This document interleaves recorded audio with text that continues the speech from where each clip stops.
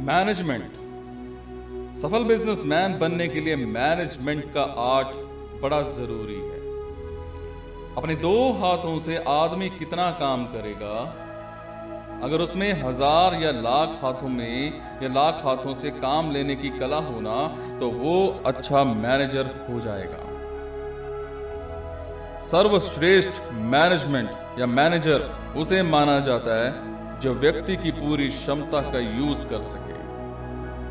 इसे एग्जाम्पल के तौर पर ऐसे समझा जा सकता है कि अगर 1 किलोमीटर की दूरी चलकर तय करनी है तो धीरे चलकर हम 20 मिनट में ये दूरी तय कर सकते हैं, लेकिन थोड़ा तेज चलकर वो दूरी 15 मिनट में पूरी की जा सकती है।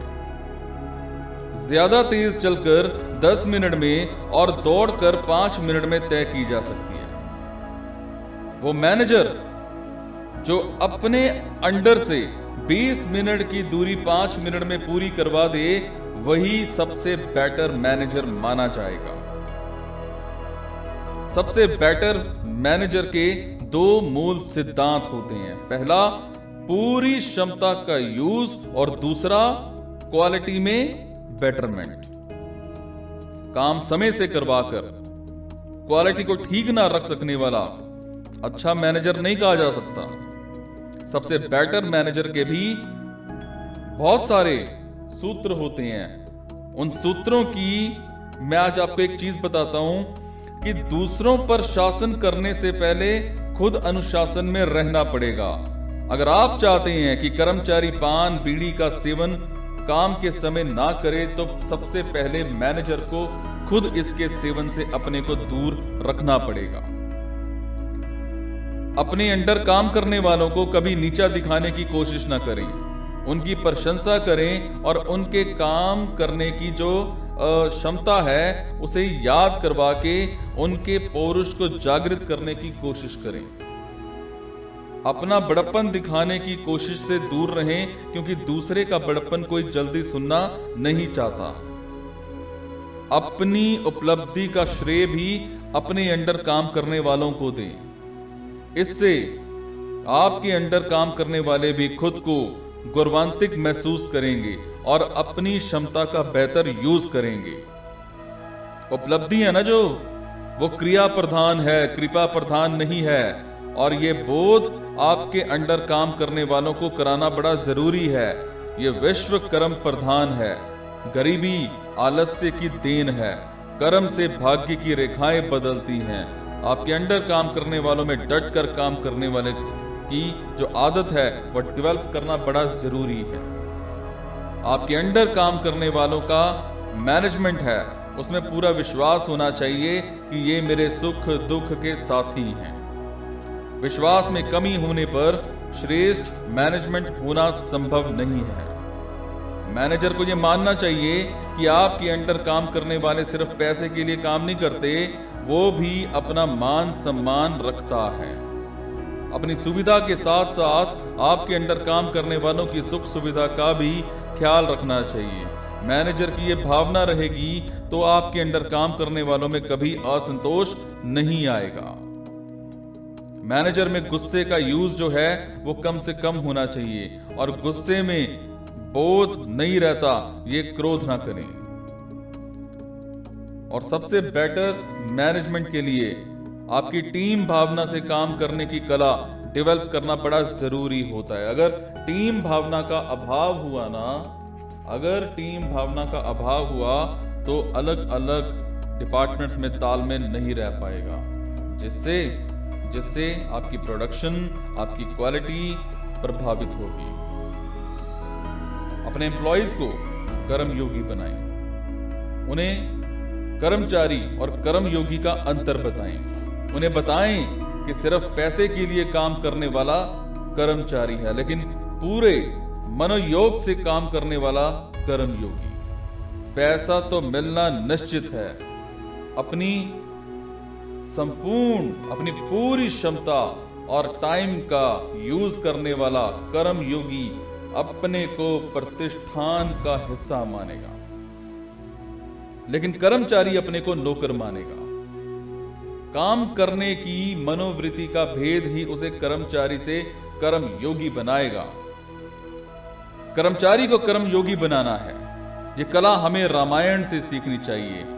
सीता जी की खोज में समुद्र पार लंका जाने के लिए सभी बैठे हैं, कोई जाने को उद्यत नहीं हुआ। तब जामवंत ने हनुमान के महापुरुष को जागृत करने के लिए कहा। क्या कहा?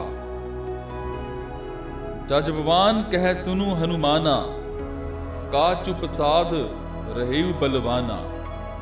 कवन तो काज कठिन जग माही, जो नहीं होई तात तुम पाही। राम काज लगी तब अवतारा, सुनतहि भयउ पर्वताकारा। जजबवान ने हनुमान को उनके बल का बोध कराया और कहा कि आपके लिए जग में कौन सा काम मुश्किल है। आपका अवतरण ही राम काज के लिए हुआ है। इतना सुनते ही हनुमान का पौरुष जाग उठा। इस चौपाई का सारांश यही है कि जिसका महापौरुष जागृत करना हो उसे उसके पौरुष का बोध करा दें और प्रशंसा में दो मीठे वचन कह दें। और आज के जमाने में यही उपाय सबसे उपयोगी सिद्ध हुआ है।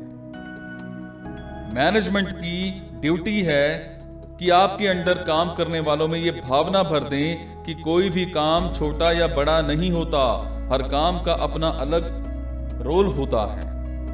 किसी बिजनेस में झाड़ू लगाने वाले की भी उतनी ही रिक्वायरमेंट है जितनी मैनेजर की। सबसे बेटर मैनेजमेंट टाइम और हार्डवर्क का पूरा यूज कराता है। मैनेजमेंट सलीके से काम करने या लेने का तरीका है। सबसे बेटर मैनेजमेंट आज के काम को कल पर नहीं टालता। गांधी जी नित्य का काम नित्य पूरा करते थे। किसी कारणवश ना कर पाए तो प्रभु से प्रार्थना करते थे कि कल मुझे जीवित रखना ताकि आज का बकाया काम कल पूरा कर सकूं। हमारे देश के गुलाम होने का कारण था कि हमने श्रम से ज्यादा संन्यास को इंपॉर्टेंस दे दिया। सबसे बेटर मैनेजमेंट समस्या को पहले सुनता है और तब समाधान बताता है। मैनेजर को मैनेजमेंट में हेल्प तब मिलती है जब वो ये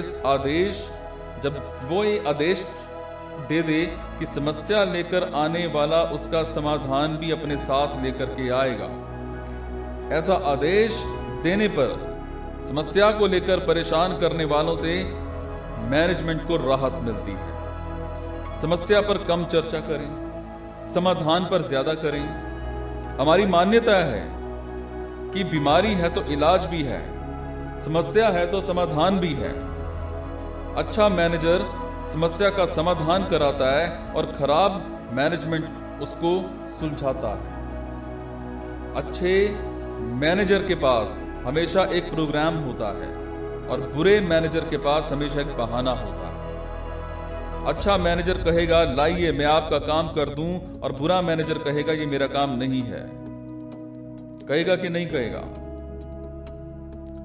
एक और चीज बताऊं, मैनेजर के लिए बहुत इंपॉर्टेंट है क्योंकि कुशलता पूर्वक किए हुए सारे काम ही योग की श्रेणी में आते हैं। अच्छा मैनेजर समय का पूरा यूज करता है, टाइम को खराब नहीं करता। अच्छा मैनेजर दुविधा में नहीं रहता, उसकी बुद्धि बहुत अच्छी होती है। अच्छा मैनेजर परेशानी से घबराने की बजाय उसका सामना करता है। अच्छा मैनेजर ऐसे ढंग से समझाता है कि उसके अंडर काम करने वाले को समझ में आ जाए। अगर समझ में नहीं आया तो समझाने वाले की ही कमजोरी होती है। और सच कहें तो मैनेजमेंट बहुत बड़ी कला है। अगर दूसरे को अपने अनुरूप ना ढाल सके तो दूसरे के अनुरूप खुद को ढाल दें। मैनेजमेंट में मानवीय दृष्टिकोण और उदारता बहुत जरूरी होती है। सभी एक परिवार की तरह काम करें।